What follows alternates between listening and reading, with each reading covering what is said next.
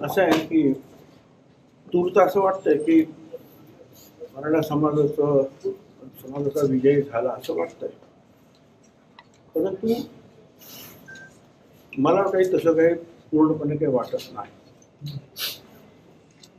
एक तर अशा रीतीचे झुंडशाहीने अशा प्रकारचे नियम कायदे हे बदलता येत नाही.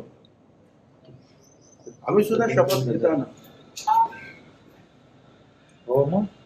आम्ही काम करू without any fear and favour, कोणाला न घाबरता आम्ही निर्णय घेऊ, कोणाला फेवर करणार नाही असा सुद्धा अशी शपथ आम्ही सर्व मंत्रिमंडळाने घेतली.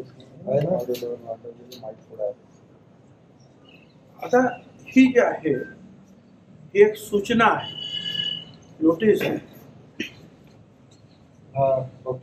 याचं रूपांतर नंतर होणार. 16 फेब्रुवारीपर्यंत जे आहे त्याच्यावर हरकती मागवण्यात आलेल्या आहेत. महाराष्ट्रातील ओबीसी समाजाच्या आणि इतर समाजाच्या जे वकील असतील, सुशिक्षित असतील, त्याने या सगळ्याचा अभ्यास करून या अशा प्रकारच्या हरकती ह्या ताबडतोब पाठवण्यासाठी प्रयत्न करावे. लाखोच्या संख्येने हरकती सरकारकडे पाठवून द्यावं.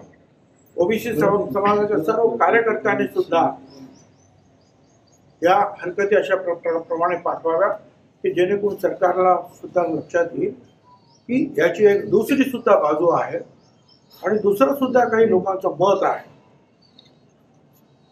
माझी विनंती आहे त्या सगळ्यांना की नुसतं जे आहे एकमेकावर ढकलून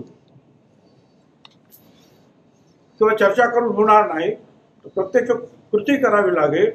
तुम्हाला याच्यावर हरकती घ्याव्या लागतील. महाराष्ट्रातील ताज्या बातम्यांसाठी बघत रहा टाइम्स टुडे 18 न्यूज. सोबतच शेअर करा, सबस्क्राईब करा आणि बेल आयकॉन प्रेस करा.